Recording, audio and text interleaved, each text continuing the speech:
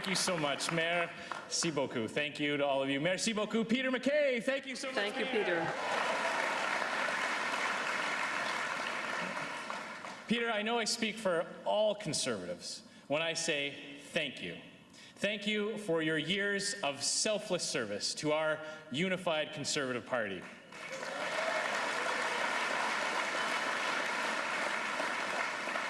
And we all know that Peter is someone who set his personal interests aside for the good of our party, who decided to build up and not to tear down, and our party is a living testament to his hard work.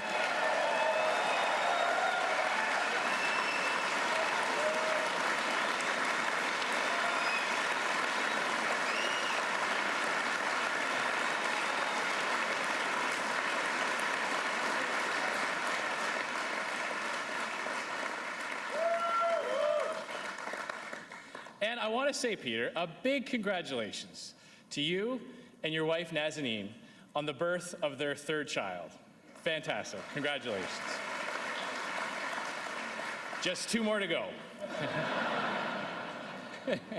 Why the look? I don't know. And I want to say thank you to the dozens of Conservative leaders from all over the country, all elected officials who are here with us this weekend. We certainly are one big, strong, united National Conservative Party.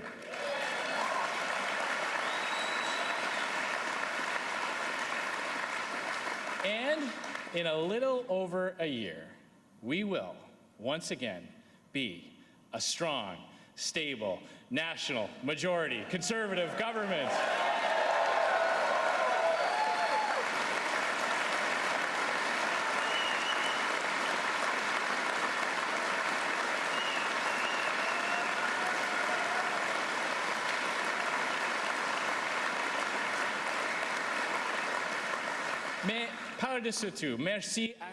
But thank you to each and every one of you for being in Halifax this weekend. I know that many of you have traveled a long way and have spent a lot of money to be here.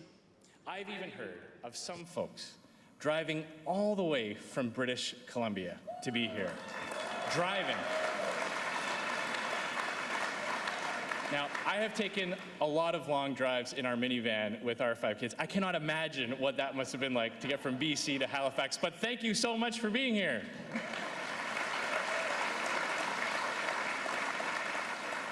I want you all to know how much that means to me and our entire team. And I'm looking out at more than 3,000 committed Conservatives, nearly 70% of whom are attending their first ever political convention. Welcome.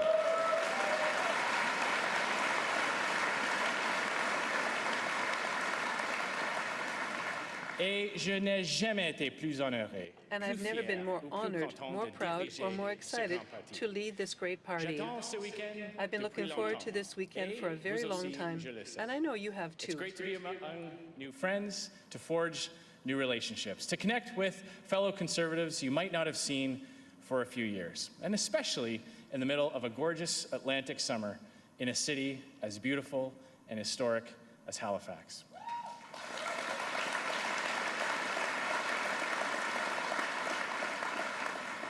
And indeed, we have a lot to celebrate. We are out fundraising the governing Liberal Party by a margin of 2-1.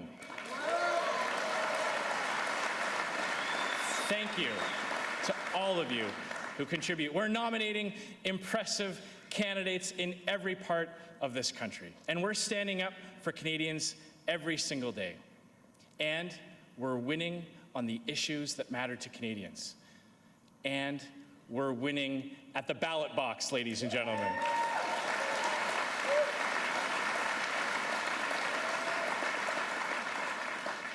Nous gagnons la lutte contre la taxe sur le carbone. We're beating back the carbon tax. We're fighting for free trade. We're promoting lawful and orderly immigration, and we're championing balanced budgets.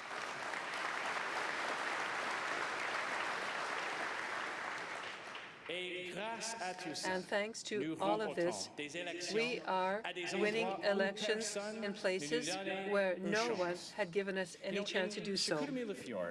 We went from 16% of the vote just 3 years ago to 53% of the vote in the by-election in June.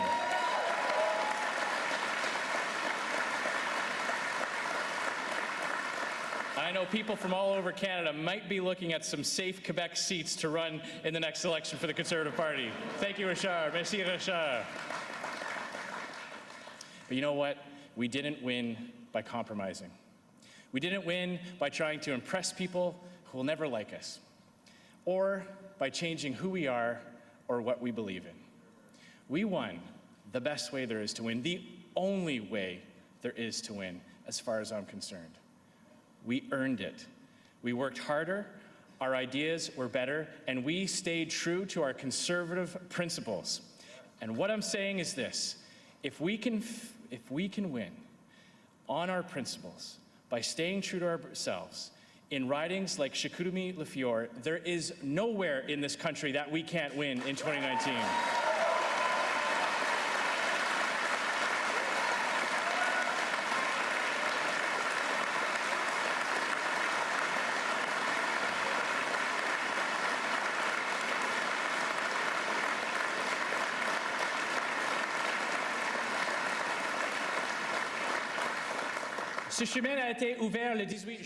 This pathway was opened last June 18 in Chicoutimi-Lafiore, a riding that we lost 25 years ago.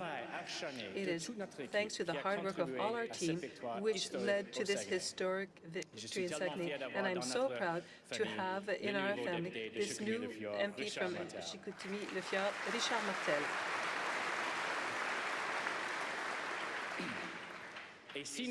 And if we remain united, and if we continue to work hard, and if we remain faithful to our principles, in a few months, when the time comes, the road to conservative victories will cross the whole country.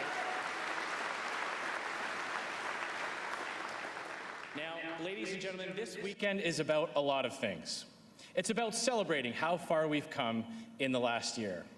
It's about affirming our principles and articulating our vision. But most importantly, it's about all the people we fight for every single day. Like a father and son I met in PEI. They own a lobster boat. They took us out on a trip there with my family, and they taught us all about their way of life and how they earn a living. They're up during the season every day, 3 a.m., no matter what the weather, braving the ocean conditions to earn a living for their families. They told me it's hard, grueling work, and they absolutely love it. They wouldn't want to do anything else. Their #1 input cost is fuel, and they are absolutely terrified about what a carbon tax will do to their lives.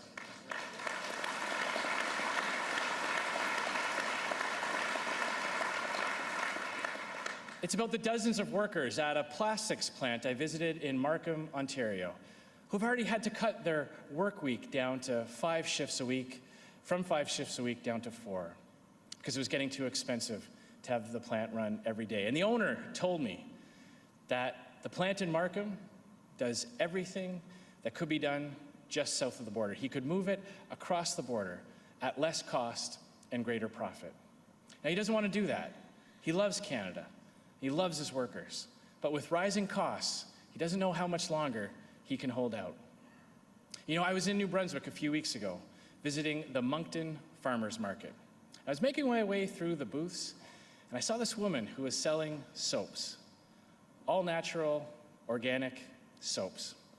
And she extended her hand to me as I was walking by with a troubled look in her face. And she came up to me and she put her hand out. I shook her hand and she looked at me and she said, "I'm so sorry.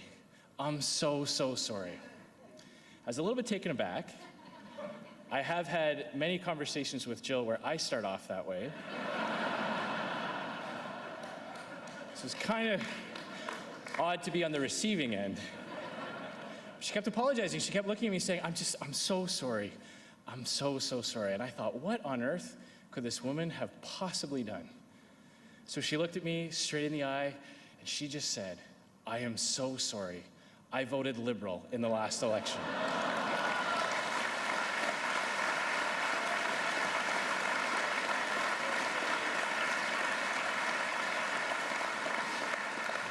We did share a couple laughs about that, but the more I've thought about that encounter since then, the more I realize that it's not all that funny. Cette femme, une propriétaire de petite entreprise qui travaille a small, hardworking business owner, put her faith in Justin Trudeau and the Liberal Party. She believed him when he said he would protect the middle class. She trusted that he had her best interests at heart, that he'd cut taxes for the middle class and provide relief for small business.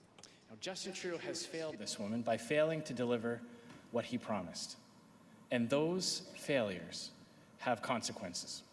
She told me she fears for the future, that it's getting harder to stay afloat, that she's worried about making ends meet with new taxes and rising costs. But here's the real problem. Justin Trudeau has no idea what she or any middle-class Canadian family is going through because of him.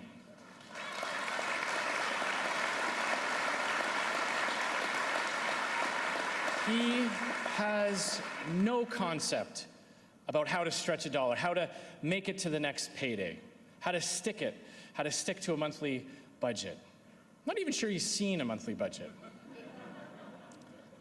He just doesn't get it. He doesn't understand the problems faced, and he can't be trusted to fix them. But I can tell you, I do. I live in the great province of Saskatchewan.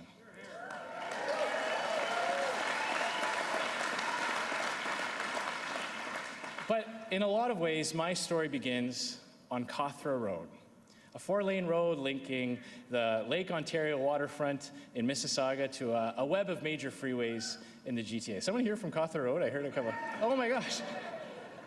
2. It's amazing. Well, you'll know that now, all up and down Cawthra Road, it's a very busy street. There's apartments, there's banks, schools, warehouses, lots of businesses lining both sides of the street. But 75 years ago, it was a dirt road where my grandparents, William and Eileen Enright, built a home. My grandfather was a factory worker at Massey Ferguson, while my grandfather stayed home in just a tiny 1-story house. My mother, Mary, she was born first, and 8 kids came after. And I can tell you, it wasn't an easy life. From a young age, my grandparents sacrificed, and my mom sacrificed with them. She actually helped raise her brothers and sisters while my grandfather worked long shifts at the factory, and while my grandmother grew vegetables in the backyard and patched together the hand-me-down clothes to be passed along to the next kid. Right after high school, my mom became a nurse. She actually got hired as one of the original nurses at the Children's Hospital of Eastern Ontario. Before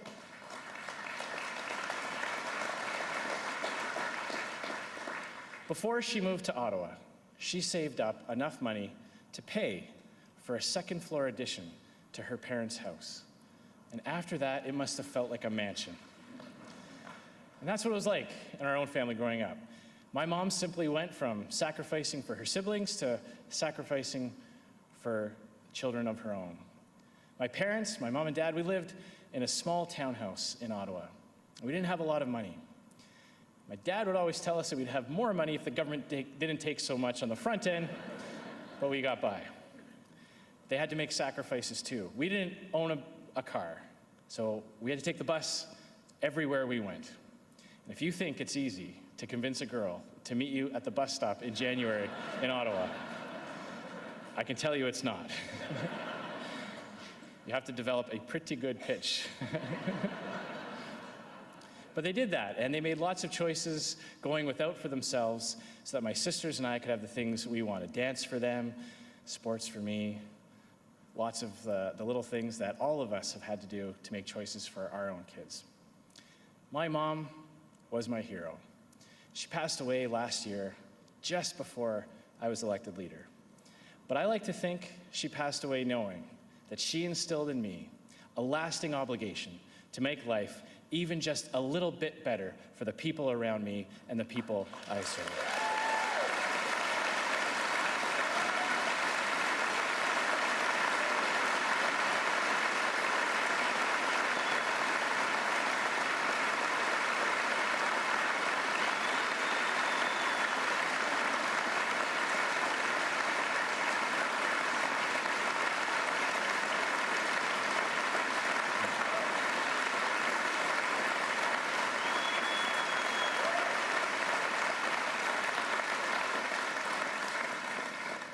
to raise my 3 daughters and 2 sons with the same strength and optimism that she showed me, to give of myself so the burdens of others might be lighter, just as she did her whole life. That is her legacy to our family. I want it to be my legacy to this country.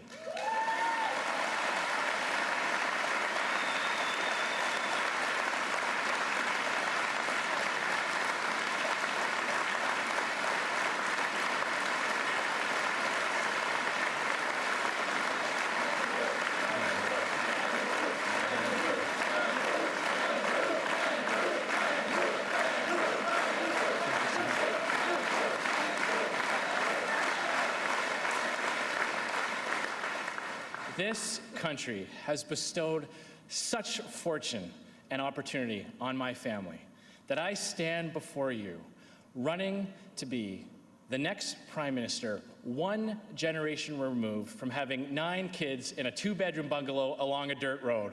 That right there is Canada, ladies and gentlemen, and it's worth fighting to protect.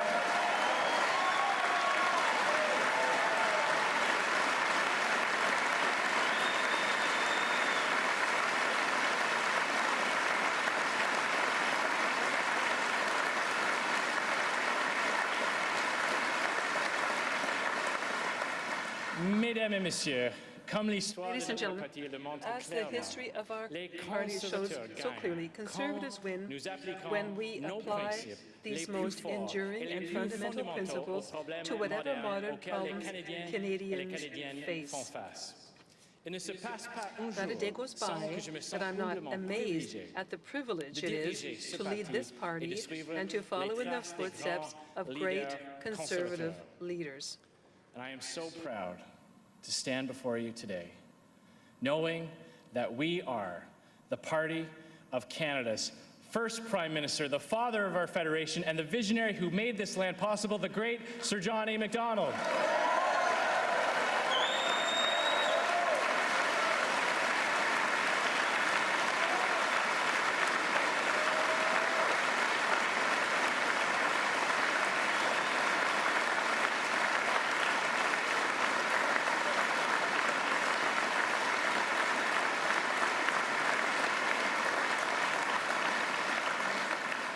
And I think it is a disgrace that some would allow extreme voices in this country to erase our proud heritage.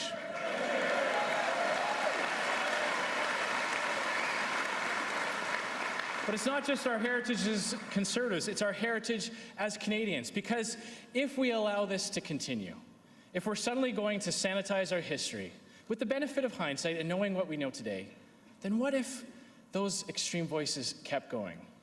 You know, the Liberal Party of Canada's elite donor program is called the Laurier Club. Now, Sir Wilfrid Laurier, Liberal Prime Minister, signed an order in council in 1911 banning black immigrants to Canada, but he was also the architect of the Canadian Navy and a pioneer of free trade with the United States. Do we hear voices from the left saying that we better take his name off of everything and rename universities? William Lyon Mackenzie King, another Liberal Prime Minister, the man who navigated Canada through the Great Depression and led the country during World War II, closed Canada's doors to Jewish refugees fleeing Nazi Germany. And his own government at the time said, none is too many. Will the Liberals work to take his face off the $50 bill? No. But you can see how divisive this approach is, how destructive this is to our Canadian identity. We can and we should celebrate the giants of our history, like Macdonald, Laurier, and King, for the great things they did for our country.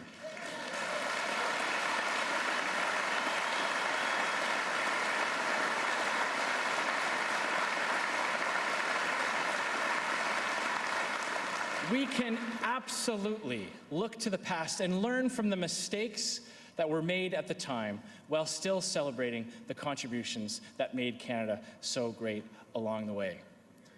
But friends, if we look back on our history and our leaders and only see their blemishes, we miss out on a beautiful story of a great country that has progressed into the safest, freest, and most prosperous in the world.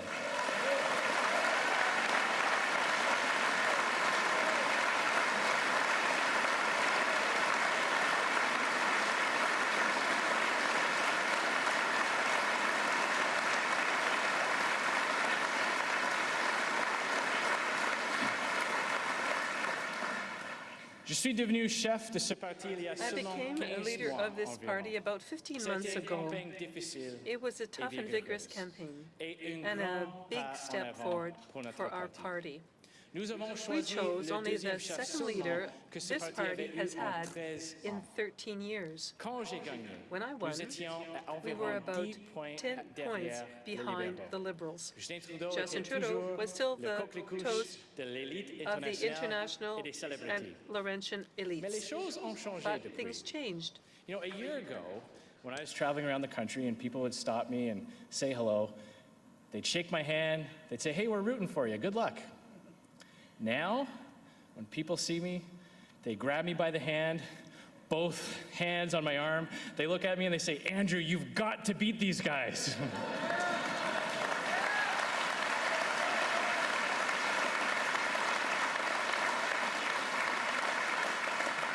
That sense of urgency is real. And why? Because the Liberal Party is finally showing its true colors. And I'm talking about the real Liberal Party. The tax-hiking, rule-breaking, perk-loving, deficit-spending, debt-mounting, virtue-signaling Liberals Canadians have come to know and despise.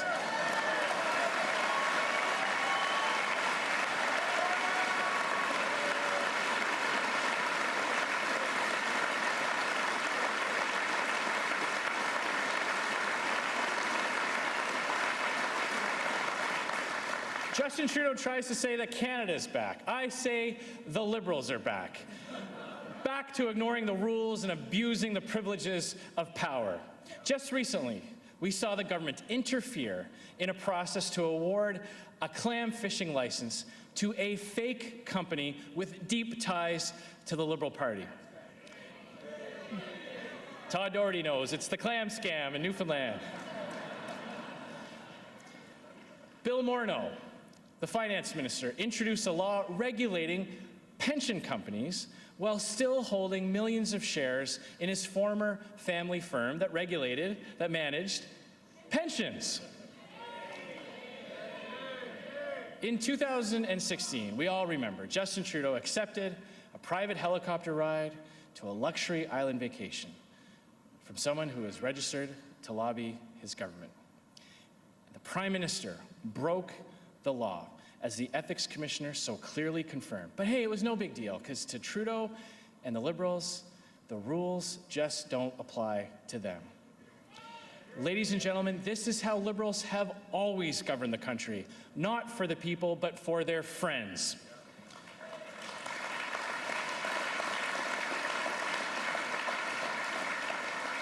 And if Justin Trudeau is engaged in this kind of corruption only 3 years into his term, just imagine what he would get up to if he had a second term.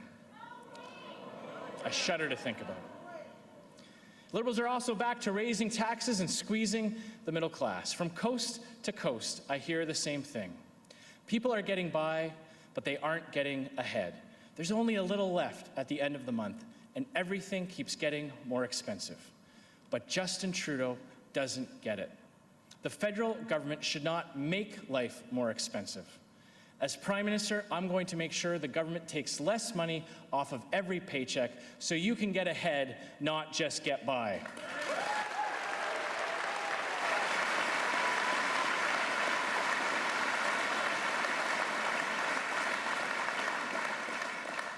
Les Canadiens et les Canadiennes, partout au pays, me disent qu'ils se demandent vraiment si leur avenir sera meilleur. They're anxious about whether or not the future will be better. In fact, more than half of Canadians are living within $200 per month of not being able to pay all their bills or loan repayments.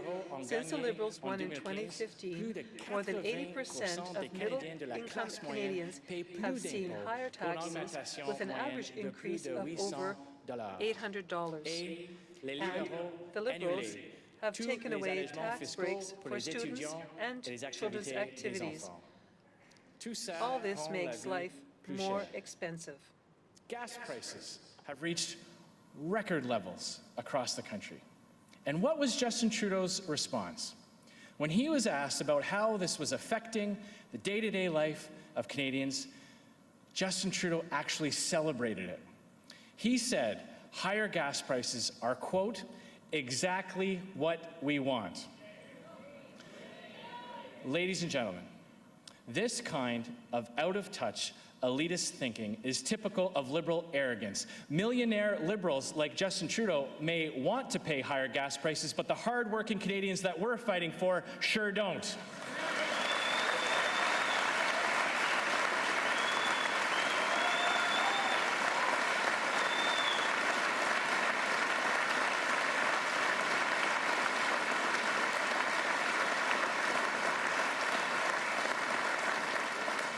And yes, the Liberals are back to embarrassing Canada on the world stage and damaging relationships with important allies. Under Justin Trudeau's, Canada's international trading prospects have never looked more grim. And that is a huge problem when 1 in 5 Canadian jobs rely on free trade. Now, it's true. The President of the United States is anti-free trade. And Donald Trump has been crystal clear all along that he's out to cause us pain and to steal our jobs. But standing up to Donald Trump starts by making sure that Canada is strong. We need to stop pumping cheap fuel into the American economy. We need to get our resources to new markets. We need to compete with other countries on taxation and regulation instead of rolling over.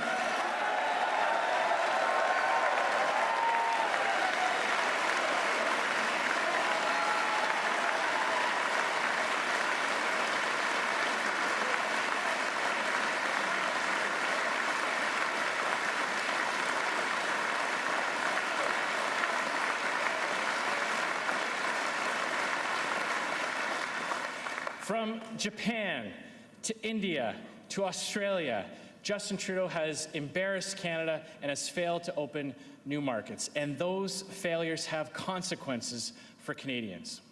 And Conservatives are going to work very hard to repair that damage. Earlier this year, I went to the United Kingdom, where I met with Prime Minister Theresa May, laying the groundwork for future negotiations for when we form government in 2019.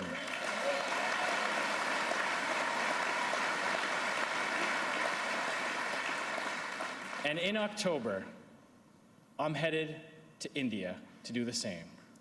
But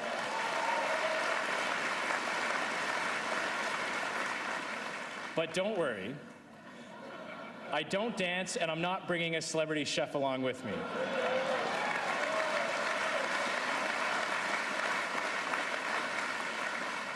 The point is, international trade and foreign affairs is a serious endeavor requiring serious leadership. It's time for the grown-ups to be in charge again.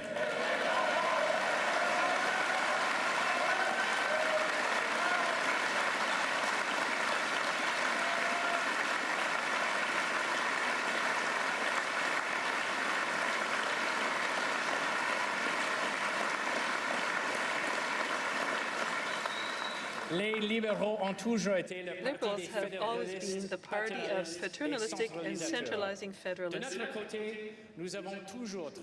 We have always worked to provide autonomous provinces to cooperate with them. We're not losing time arguing with them. We are going to respect the wish of all Quebecers to free themselves from the weight of double income tax forms. Justin Trudeau isn't listening to those who have had enough every year of filling in two forms. He doesn't listen, and he doesn't understand the daily lives of Canadians, of ordinary people. And you know what, my friends? Justin Trudeau, he lives in the world of Care Bears, unicorns, and fuzzy rabbits. And We have heard you. We are going to act. We are going to come back to reason, and that's coming soon.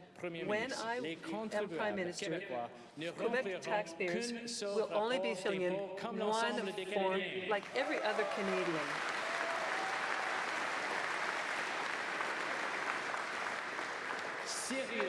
Seriously, I make this undertaking today because I want to make Quebecers' lives easier.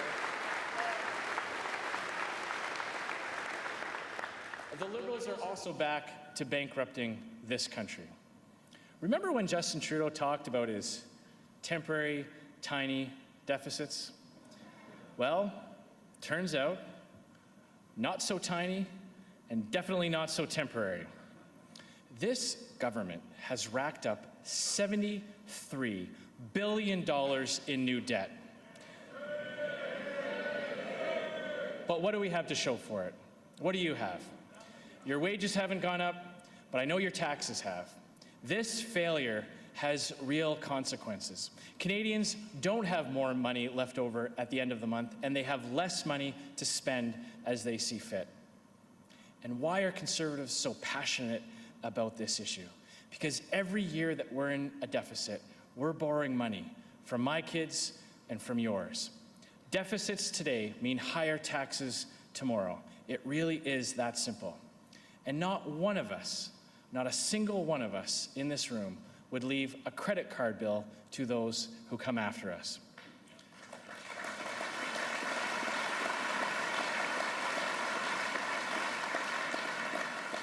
What Justin Trudeau is doing is robbing from our children, and it's just wrong. Under my leadership, the deficits will come to an end. We will balance the budget once again and put Canada's fiscal house back in order.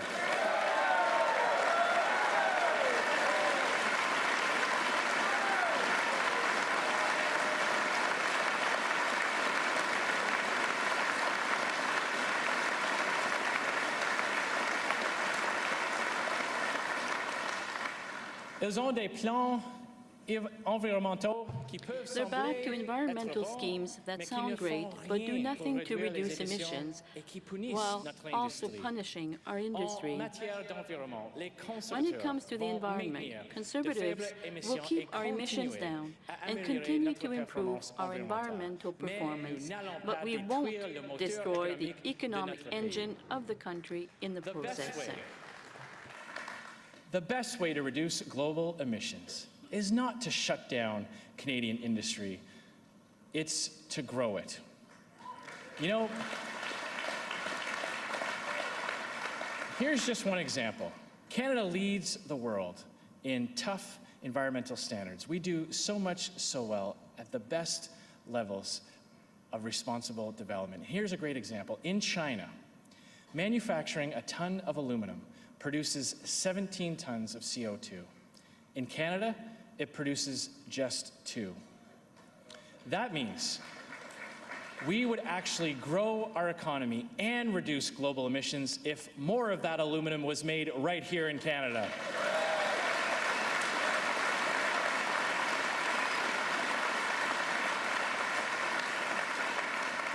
Not punishing people for heating their homes or driving their cars, but luring investment away from countries with lower environmental standards and bringing it home to Canada.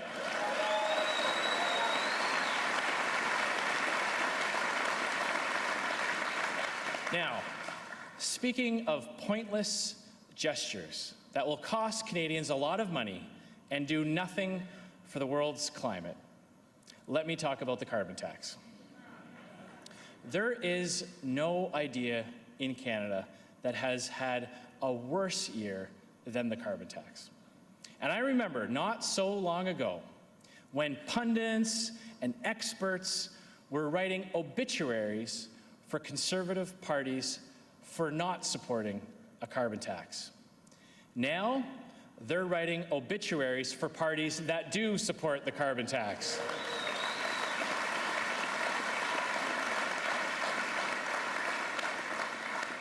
Kathleen Wynne and the Liberals in Ontario, gone. Thank you, Ford Nation.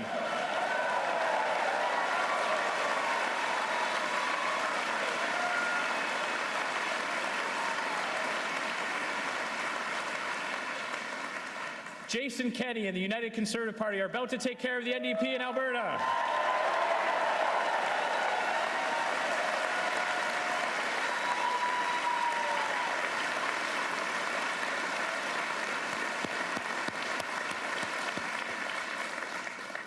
Even Liberals are running away from it.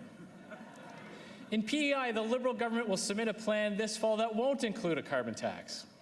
And, I remember I was watching the Ontario election, and I got to tell you, one of the most frustrating days was when a poll came out that said that the people in Ontario opposed the carbon tax at a rate of 7 out of 10. 7 out of 10 people in Ontario were opposed to the carbon tax. And I saw an article with one of these experts who was writing a very intellectual article in one of the major newspapers. And the gist of the article was along the lines of, and I think one of the actual quotes was, the people of Ontario don't support the carbon tax because they just don't understand it.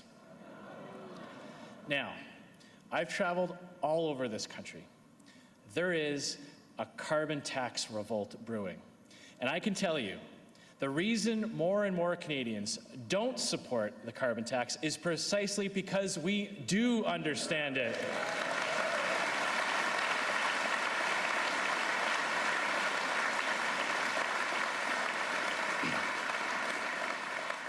And even Justin Trudeau is starting to cave, but he can't even get walking away from his own policy right. Instead of just getting rid of the carbon tax altogether, he's decided to give big businesses and big polluters a huge break. This summer, he very quietly exempted 90% of their emissions from his tax. Now, that means the single mother will still pay the tax on 100% of the gas she buys to drive to work, the groceries she buys to feed her kids.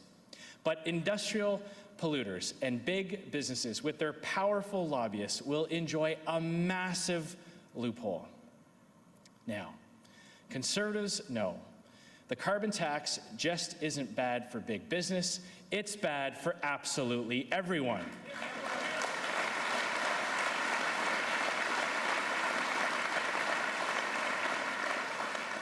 And that's why, come 2019, my first act as Prime Minister will be to get rid of the carbon tax once and for all.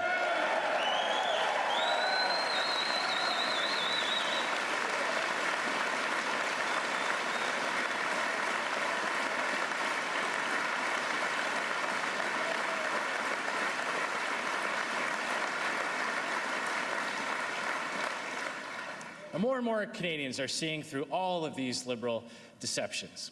Liberals always like to try and wrap themselves up in good intentions, but their policies invariably hurt the very people they claim they want to help. They try and convince people that they're motivated by compassion. But we all know that there is nothing compassionate about their policies. There is nothing compassionate about a deficit. There's nothing fair about leaving the next generation of Canadians a mountain of new debt, with more and more of their tax dollars going to pay bankers and creditors.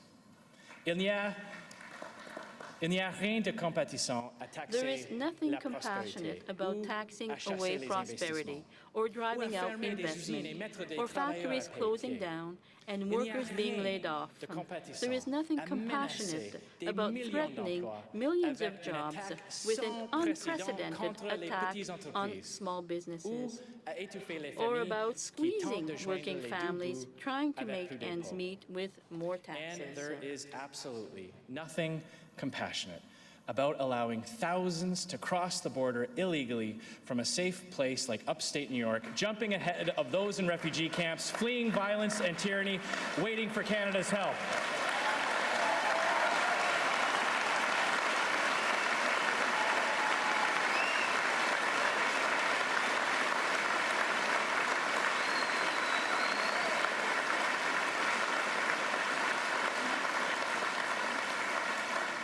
This failure, again, has real consequences for both taxpayers and those who are seeking to come to Canada the right way, those waiting to be reunited with a loved one, or those in dangerous places around the world waiting their turn, following the rules.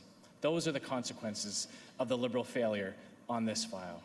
And I won't let Liberals claim a monopoly on compassion, ladies and gentlemen, especially when it's conservative principles that actually help people who need it the most.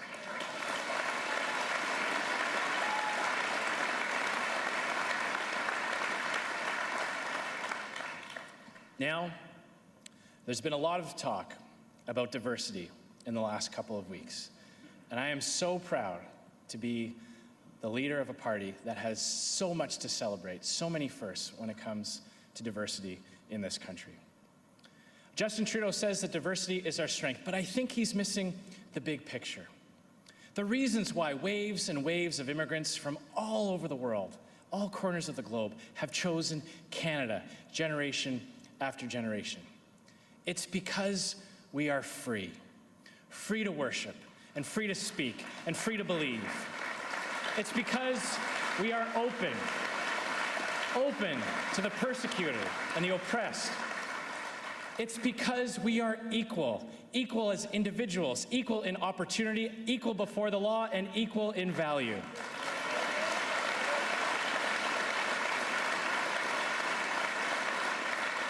It is because of all these things that we are diverse. Diversity is a product of our strength. Our strength is and always has been our freedom.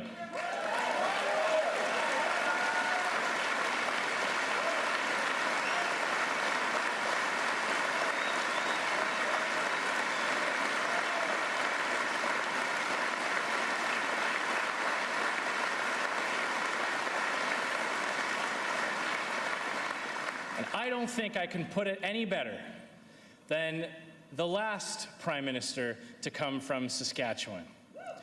As John Diefenbaker said, I am a Canadian, free to speak without fear, free to worship in my own way, free to stand for what I think right, free to oppose what I believe wrong, and free to choose those who shall govern my country. This heritage of freedom I pledge to uphold for myself and for all mankind.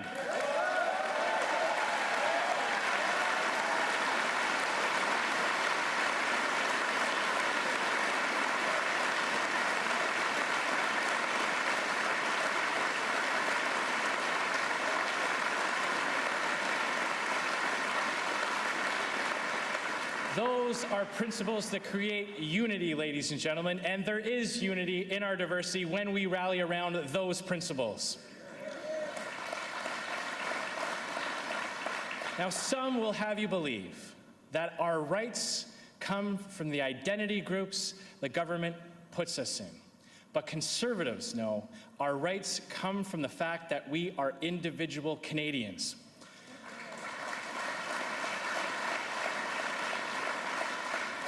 And in our politics today, the forces of political correctness are converging on contrary ideas and even on legitimate criticism, on deeply held personal convictions and complex matters of individual choice. Justin Trudeau wants this. He wants to impose his personal views on the country and demonize those who don't accept them.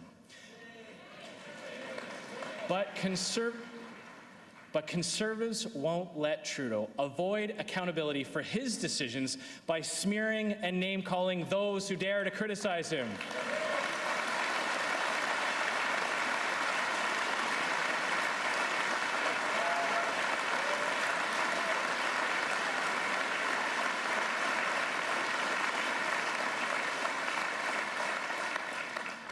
Et nous savons déjà que le contexte politique and we know that politics in Quebec is going to be quite different in 2019. Both the Bloc and the NDP are more and more credible. Thank you very much.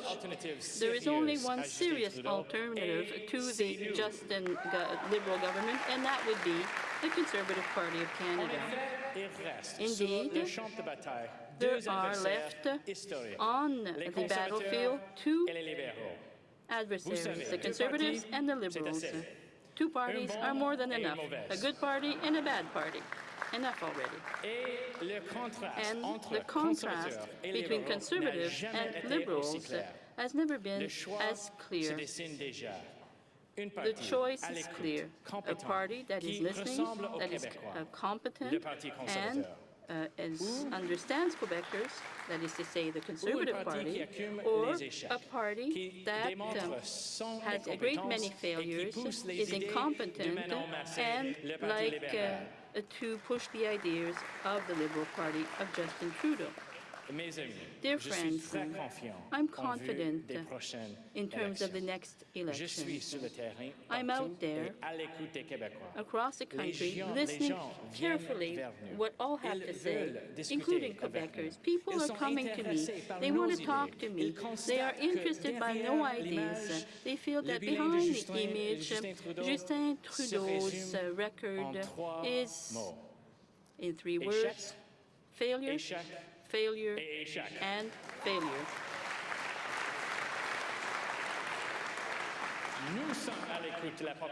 We are listening carefully to what Canadians have to say, and the Conservative platform will be the Canadians' platform. In 2019, ideas and competence will take over image, arrogance, and failure.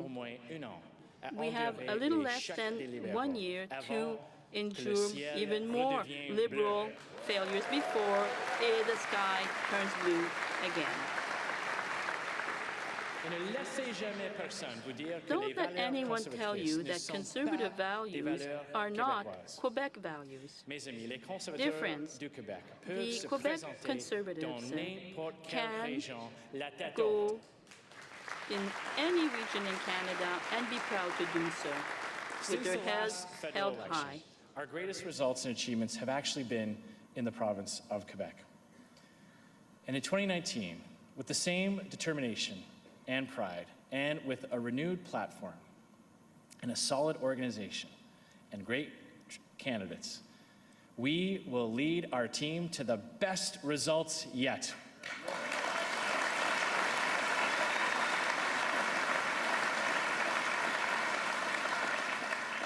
Je m'engage personnellement à poursuivre les efforts pour continuer à connecter davantage avec les francophones partout au pays.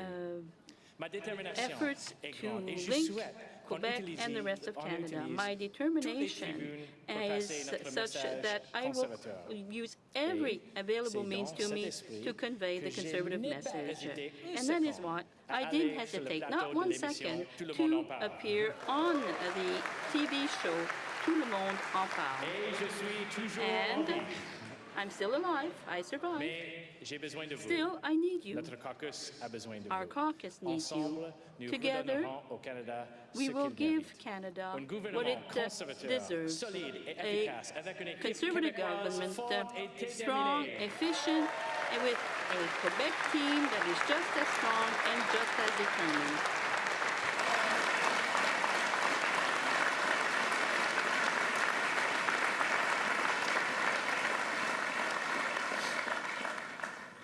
Ladies and gentlemen, Conservatives are united, we're strong, we're ready, and we're winning.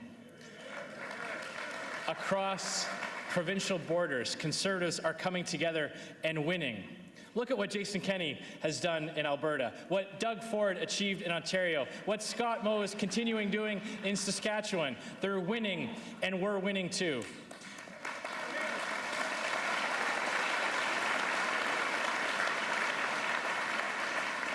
Nous sommes unis dans nos principes. We are united in both principle and purpose, vigorously defending against attacks on our economic and individual freedoms and promoting a vision of Canada where everyone can succeed.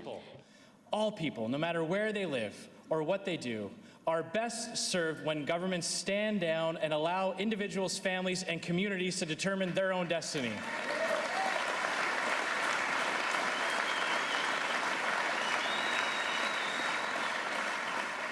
And you watch how Canadians will respond if we allow that fundamental belief to continue to guide us.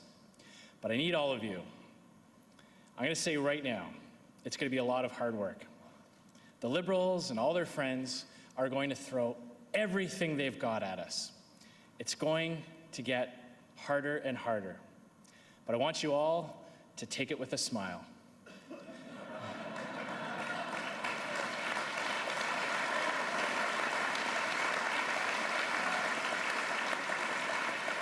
Because all that means is that we're winning.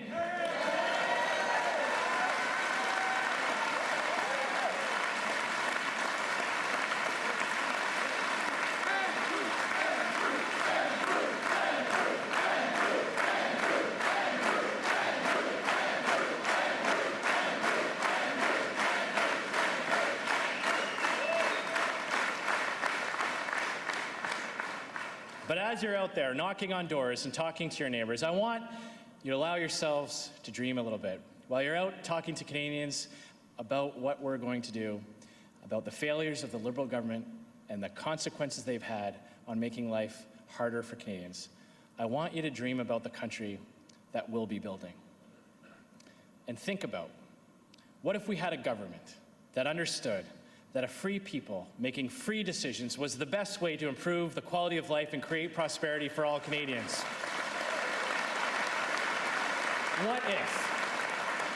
What if we had a government that believed that there was enough space in our public debate for values and viewpoints it didn't agree with?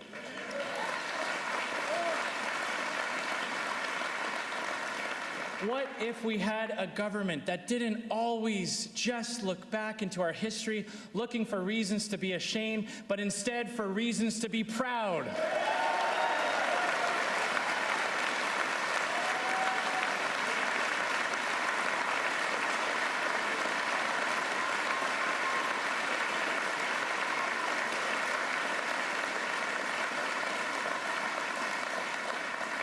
What if we had a government that knew that the best way to fight against protectionism is to make Canada the most attractive place in the world to invest and to create jobs?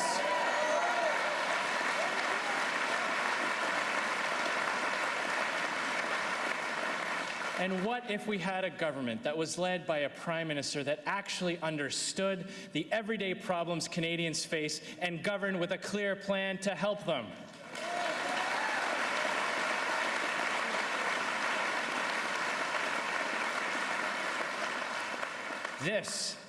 This is what the Conservative Party will offer. Un pays où nous ne sommes pas seulement là pour payer des taxes pour grossir we're not only la there taille to de pay gouvernement, taxes, mais là pour être but servi we're par un there bon gouvernement. to be A country where entitled people to a aren't good just there country. to pay taxes to a big government, they're there to be served by a good government.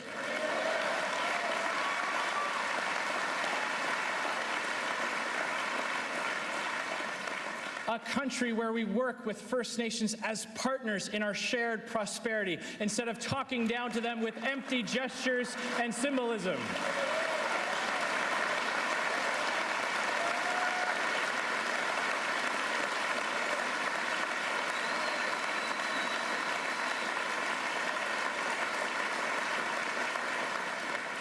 A country where wealth isn't taxed and regulated and controlled, but created, unleashed, and multiplied, where hard work is rewarded, not punished, where the government realizes that the best way to ensure that more Canadians get ahead is by lifting people up, not tearing people down.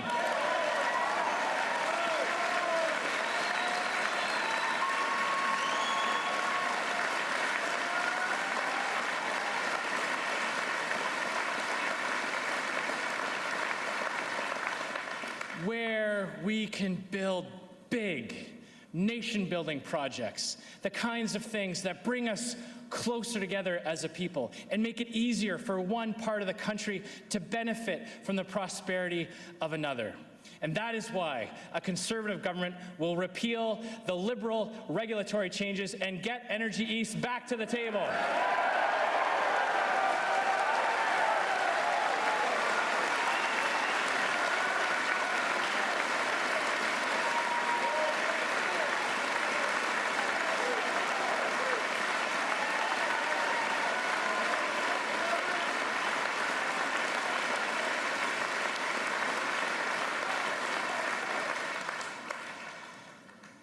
Ladies and gentlemen, this is my positive Conservative vision. where taxes are low, government is limited, but opportunity is unlimited, where freedom is celebrated and people are put before government. Ladies and gentlemen, that's what we're going to build together. Thank you so much for all your support. Merci beaucoup.